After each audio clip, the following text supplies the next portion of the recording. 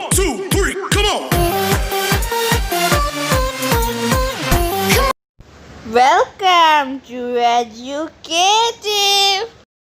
Hello students, welcome to my YouTube channel जिसका नाम है एजुकेटिव।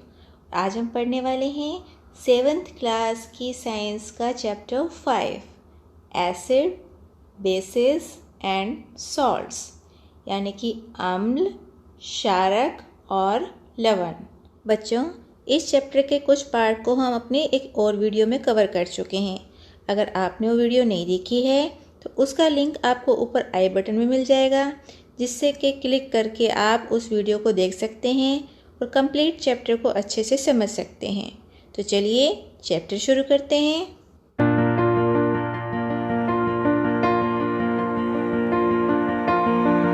बच्चों, पिछली वीडियो में हमने टर्मरिक को एक इंडिकेटर के रूप में जाना था, तो आज हमारा टॉपिक है चाइना रोज़ एज इंडिकेटर, यानी कि चाइना रोज़ एक सूचक के रूप में। इसके लिए हमें एक एक्टिविटी दी हुई है, activity 5.3। Collect some China rose petals and place them in a beaker. तो इसमें क्या करना है, हमें कुछ चाइना रोज़ के यानी कि गुड़हल के जो पंखुड़ियाँ होती हैं उनको कलेक्ट करना है, इकट्ठा करना है और उनको एक बीकर में रखना है। ये देखिए, ये है China rose flower. Add some warm water, और उसके अंदर हमें कुछ गर्म पानी ऐड करना है। Keep the mixture for some time till water becomes coloured, और हमें इस मिक्सचर को कुछ टाइम के लिए रखना है जब तक कि पानी कुछ रंगीन ना हो जाए। Use the coloured water as an indicator, और अब जो आपका जो पानी रेडी हुआ है कलर वाला, रंग वाला, उसको आपको एज ए इंडिकेटर यूज़ करना है, मतलब कि सूचक के रूप में यूज़ करना है। Add 5 drops of the indicator to each of the solution given in table 5.4, और आपको उसके बाद क्या करना है, 5 ड्रॉप 5 बूंदे इंडिकेटर की हर एक सॉल्यूशन में डालनी है, जो कि आपको टेबल 5.4 में यहाँ पे दी हुई हैं। देखिए कौन कौन से यहाँ पे सॉल्यूशन दिए हुए हैं। Shampoo, lemon juice, soda water, sodium hydrocarbonate solution, vinegar, sugar solution और common salt solution.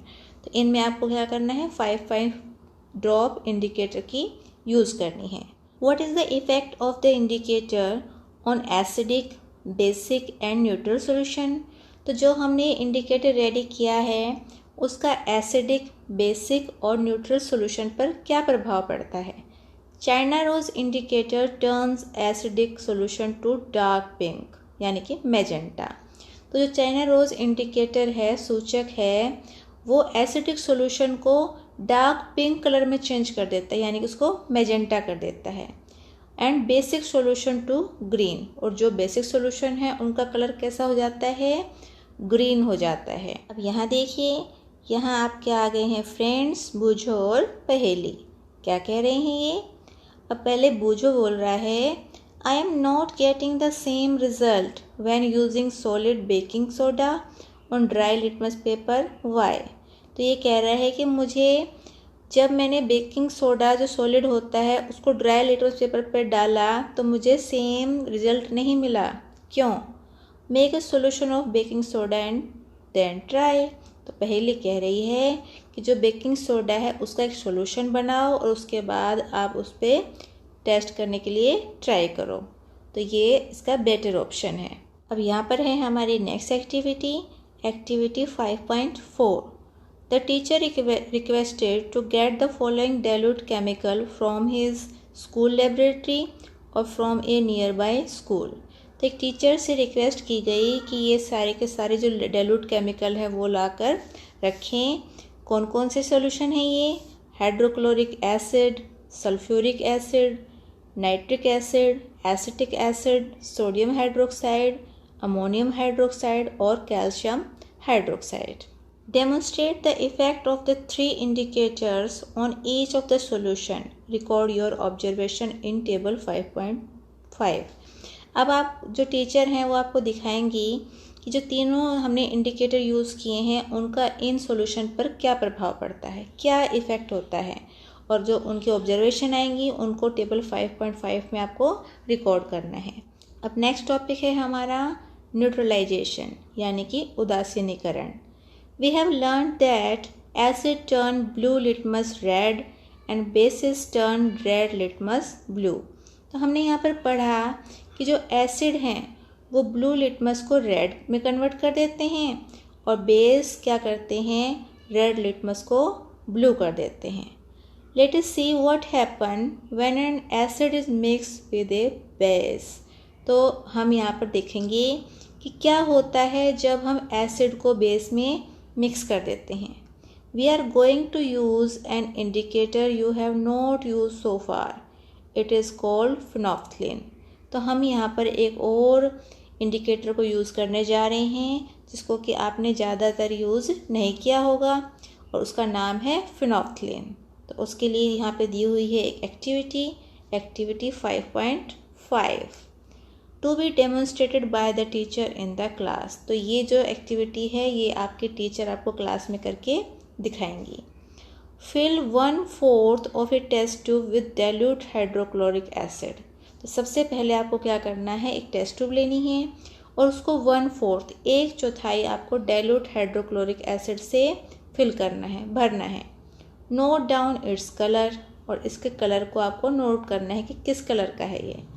Note down the colour of phenolphthalein solution also, और जो फिनोल्फ्थलीन का जो सॉल्यूशन है उसका कलर भी आपको नोट करना है कि कैसा है। Add 2-3 drop of the indicator to the acid, और अब आपको इंडिकेटर की यानी कि फिनोल्फ्थलीन की आपको 2 से 3 बूंदें एसिड में डालनी है। ये देखिए यहाँ पे दिखाया भी हुआ है, यहाँ पे आपने एसिड लिया और ये इंडिकेटर की 2 से 3 ड्रॉप्स डाल दी हैं इसके अंदर। Now shake the test tube gently, और उसके बाद टेस्ट ट्यूब को अच्छे से शेक करना है, हिलाना है। Do you observe any change in colour of the acid. तो क्या आप एसिड के कलर में कोई चेंज ऑब्जर्व करते हैं, महसूस करते हैं कोई फ़र्क। Add to the acidic solution a drop of sodium hydroxide solution by a dropper, और उसके बाद आपको क्या करना है, जो एसिडिक सॉल्यूशन है उसके अंदर 1 ड्रॉप सोडियम हाइड्रोक्साइड सॉल्यूशन की ड्रॉपर से डालनी है। Stir the test tube gently, और उसके बाद उस ट्यूब को अच्छे से मिलाना है। Is there any change in the colour of the solution. तो क्या आपको सॉल्यूशन में कोई चेंज नज़र आता है। Continue adding the sodium hydroxide solution drop by drop while steering till the pink colour just appear, और इसके बाद आपको धीरे धीरे ड्रॉप बाय ड्रॉप बूंद बूंद करके इसके अंदर सोडियम हाइड्रोक्साइड सॉल्यूशन की डालनी है और इसको हिलाते जाना है जब तक कि आपको पिंक कलर दिखना शुरू ना हो जाए। जब हल्का हल्का आपको पिंक कलर दिखना शुरू होगा तब तक आपको ये सोडियम हाइड्रोक्साइड सॉल्यूशन की बूंदें डालनी है। Now add 1 more drop of dilute hydrochloric acid, और अब आपको क्या करना है, एक और डाइल्यूट हाइड्रोक्लोरिक एसिड की ड्रॉप यहाँ पे डालनी है। व्हाट डू यू ऑब्जर्व, आप क्या ऑब्जर्व करते हैं। The solution again become colourless, जो सॉल्यूशन है वो फिर से कलरलेस हो गया यानी कि रंगहीन हो गया, अब उसमें फिर से कोई कलर नहीं है। Again add 1 drop of sodium hydroxide solution, उसमें फिर आप क्या करेंगे, फिर से 1 बूंद सोडियम हाइड्रोक्साइड सॉल्यूशन की ऐड करेंगे। Is there any change in colour, तो क्या अब इसमें फिर से कोई चेंज हुआ है। The solution again become pink in colour, तो अब फिर से ये सॉल्यूशन पिंक कलर का हो गया है। It is evident that when the solution is basic phenolphthalein gives a pink colour, तो ये इसका सबूत है कि जब सॉल्यूशन बेसिक होता है, क्षारीय होता है, तो फिनोल्फ्थलीन उसके अंदर पिंक कलर देता है। On the other hand when the solution is acidic it remains colourless, और जबकि दूसरी साइड अगर ये सॉल्यूशन एसिडिक होता है तो ये कलरलेस रहता है यानी कि रंगहीन रहता है, इसमें कोई भी कलर नहीं होता है। When an acidic solution is mixed with a basic solution both the solution neutralise the effect of each other, और जब हम एसिडिक सॉल्यूशन को बेसिक सॉल्यूशन के अंदर मिक्स करते हैं तो दोनों के दोनों जो सॉल्यूशन हैं एक दूसरे को न्यूट्रलाइज कर देते हैं। जो उनका इफ़ेक्ट है वो एक दूसरे पर न्यूट्रलाइज हो जाता है, यानी कि वो उदासीन हो जाते हैं। When an acidic solution and a base solution are mixed in a suitable amount, both the acidic nature of the acid and the basic nature of the base are destroyed. तो जब एक suitable amount में इन दोनों को, acidic solution को और basic solution को add किया जाता है, तो दोनों के नेचर जो हैं डिस्ट्रॉय हो जाते हैं, यानी कि ख़त्म हो जाते हैं, नष्ट हो जाते हैं। The resulting solution is neither acidic nor basic. तो जो हमारा अब जो सोल्यूशन बना है, ना ही तो वो एसिडिक रहता है और ना ही बेसिक रहता है। Touch the test tube immediately after neutralisation. और जब आपने ये मिक्स किए हैं दोनों सोल्यूशन, यानी कि उदासीनीकरण के बाद, दोनों को मिक्स करने के बाद, न्यूट्रलाइजेशन के बाद, आपको इसको जल्दी से टच करके देखना है। What do you observe? आप क्या ऑब्जर्व करते हैं? In neutralization reaction heat is always produce और इवॉल्व। तो जो ये न्यूट्रलाइजेशन का प्रोसेस है, इसमें हीट निकलती है, ऊष्मा निकलती है। The evolve heat raise the temperature of the reaction mixture. और जो हीट निकलती है इसमें से, वो इस मिक्सचर के टेम्परेचर को क्या करती है? बढ़ा देती है। इन न्यूट्रलाइजेशन रिएक्शन और new substance is form, this is called salt. और जो ये न्यूट्रलाइजेशन का प्रोसेस है, उदासीनीकरण का प्रोसेस है, इसमें एक नया पदार्थ बनता है जिसे कि कहते हैं सॉल्ट, यानी कि लवण। सॉल्ट में भी एसिडिक, बेसिक और न्यूट्रल इन नेचर। तो जो सॉल्ट है ये प्रकृति में एसिडिक भी हो सकता है, यानी कि अम्लीय भी हो सकता है, बेसिक भी हो सकता है, यानी कि क्षारीय भी हो सकता है, और न्यूट्रल भी हो सकता है, यानी कि उदासीन भी हो सकता है। Thus, neutralization can be defined as follows. तो इसलिए न्यूट्रलाइजेशन को हम कैसे डिफाइन करते हैं, कैसे परिभाषित करते हैं? The reaction between an acidic and a base is known as neutralization.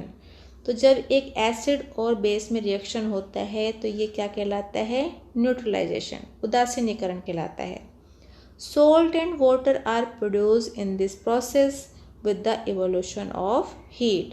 और इसमें क्या क्या प्रोड्यूस होता है? सॉल्ट यानी कि लवण, और वाटर यानी कि जल, और साथ ही साथ इसमें हीट भी इवॉल्व होती है। The following reaction is an example. और जो नीचे एक आपको रिएक्शन दिया गया है, ये एक एग्जाम्पल के रूप में दिखाया गया है। Hydrochloric acid plus sodium hydroxide gives sodium chloride plus water. Bujo added dilute sulfuric acid to lime. Will the reaction mixture become hot or cool? तो बूझो ने यहाँ पर dilute sulphuric acid lime water के अंदर ऐड कर दिया है। तो क्या जो ये रिएक्शन होगा मिक्सचर में, ये हॉट होगा या कूल होगा? तो आप यहाँ पे इसको करके देखिए और ऑब्जर्व कीजिए कि ये हॉट है या कूल है। अब नेक्स्ट है हमारा topic neutralisation in everyday life. हमारी जो प्रतिदिन की लाइफ है उसके अंदर न्यूट्रलाइजेशन यानी कि उदासीनीकरण। तो सबसे पहले हमारा टॉपिक है इसमें इंडाइजेशन यानी कि अपाचन। Our stomach contain hydrochloric acid. जो हमारा स्टमक है उसके अंदर हाइड्रोक्लोरिक एसिड होता है। It help us to digest food. और ये किस बात में हेल्प करता है? जो हमारा फूड होता है उसको डाइजेस्ट करने में हेल्प करता है। As you have learned in chapter 2, जैसे कि आपने चैप्टर 2 में पढ़ा था, but too much of acid in stomach causes indigestion.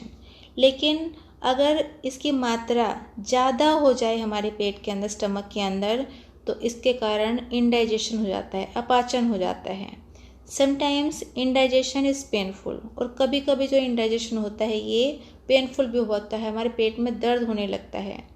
To relieve indigestion, we take an antacid such as milk of magnesia, which contains magnesium hydroxide. और इससे relieve पाने के लिए, इस दर्द से मुक्ति पाने के लिए, इंडाइजेशन से मुक्ति पाने के लिए हम क्या करते हैं? एंटासिड लेते हैं, जैसे कि मिल्क ऑफ मैग्नीशिया, जिसमें क्या होता है? मैग्नीशियम हाइड्रोक्साइड होता है। It neutralise the effect of excessive acid. और ये क्या करता है मैग्नीशियम हाइड्रोक्साइड? ये जो एक्सेसिव ज़्यादा मात्रा में एसिड होता है उसको न्यूट्रलाइज कर देता है, उदासीन कर देता है, जिससे कि हमारी इंडाइजेशन की प्रॉब्लम सॉल्व हो जाती है। अब नेक्स्ट टॉपिक दिया हुआ है एंट बाइट, यानी कि चींटी का डंक। When an ant bytes it injects the acidic liquid into the skin. जब एक चींटी काटती है तो वो एक एसिडिक लिक्विड होता है जिसको हमारी स्किन के अंदर इंजेक्ट कर देती है। The effect of the acid can be neutralise by rubbing moist baking soda. और इस चींटी के डंक के असर को कम करने के लिए, जो एसिड हमारे शरीर में गया है स्किन में, उसको न्यूट्रलाइज करने के लिए हम क्या करते हैं, उसके ऊपर बेकिंग सोडा जो थोड़ा सा मॉइस्ट होता है उसको रब करते हैं, और कैलामाइन सॉल्यूशन या फिर जो कैलामाइन सॉल्यूशन होता है उसको उसके ऊपर रब करते हैं, which contain zinc carbonate.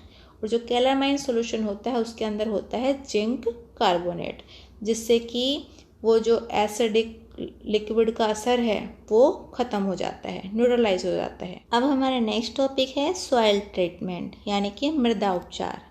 Excessive use of chemical fertilisers make soil acidic. जब हम ज़्यादा मात्रा में केमिकल फर्टिलाइजर्स, यानी कि जो रासायनिक फर्टिलाइजर्स होते हैं, उर्वरक होते हैं, उनका उपयोग करते हैं तो वो मृदा को एसिडिक कर देते हैं, अम्लीय कर देते हैं। Plants do not grow well when the soil is either too acidic or too basic। और जब मिट्टी या तो ज़्यादा मात्रा में एसिड हो जाए या ज़्यादा मात्रा में बेसिक हो जाए तो ऐसी मृदा के अंदर प्लांट अच्छे से ग्रो नहीं कर पाते।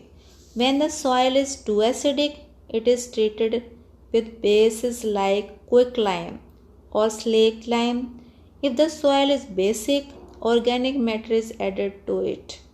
और जब जो ये मिट्टी है वो ज़्यादा एसिडिक हो जाती है तो इसमें क्या मिलाते हैं, कुछ बेस मिलाते हैं, जैसे कि क्विकलाइम है यानी कि कैल्शियम ऑक्साइड, और स्लेक लाइम यानी कि कैल्शियम हाइड्रोक्साइड।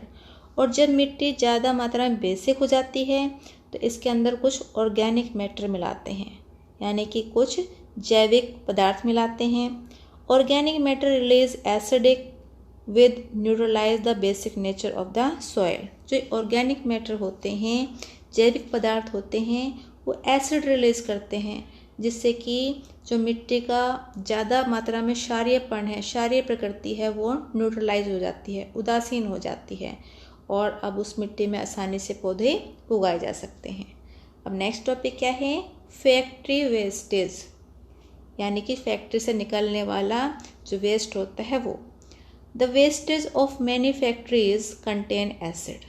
तो जो फैक्ट्रियों से जो वेस्ट निकलता है उसमें बहुत मात्रा में एसिड होता है, अम्ल होता है।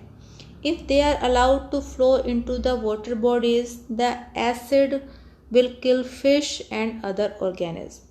और अगर हम इन सब के सब एसिड को वाटर बॉडीज़ में अलाउ कर दें फ्लो होने के लिए तो क्या होगा कि जो अधिक मात्रा में एसिड है वो उसमें रहने वाले जीवों को और मछलियों को क्या करेगा, मार देगा, यानी कि सभी के सभी जीव जो उस पानी में रहते हैं वो सब मर जाएंगे। The factory wastage are therefore neutralise by adding basic substance. और इसीलिए जो फैक्ट्री एसिड हैं उसके अंदर कुछ सब्सटेंस मिलाए जाते हैं जो बेसिक होते हैं, जो कि पानी को क्या कर देते हैं, न्यूट्रलाइज कर देते हैं, उस एसिड के असर को ख़त्म कर देते हैं, जिससे कि वहाँ के जो जलीय जीव होते हैं उनको कोई नुकसान ना पहुँचे। तो बच्चों ये था हमारा चैप्टर 5 जो कि आज कंप्लीट हो गया है। मुझे आशा है कि आपको चैप्टर अच्छे से समझ में आया होगा और वीडियो पसंद आई होगी। अगर आपको वीडियो पसंद आई है, चैप्टर समझ में आया है तो वीडियो को लाइक कर दीजिए, और अगर आप चैनल पर नए हैं तो चैनल को सब्सक्राइब ज़रूर कर लीजिए, और सब्सक्राइब करने के साथ साथ बेल आइकन को भी प्रेस कर लीजिए, जिससे कि हमारी आने वाली सभी वीडियोस आप तक टाइम पे पहुँचे, और आपके जो यूटी आने वाले हैं उसमें आपके नंबर अच्छे आ पाएँ, आपका कोई भी चैप्टर, कोई भी टॉपिक मिस ना हो। और लास्ट में बस यही कहूँगी, घर पे रहिए मगर पढ़ते ज़रूर रहिए। Thank you for watching my video. 1 2 3 come on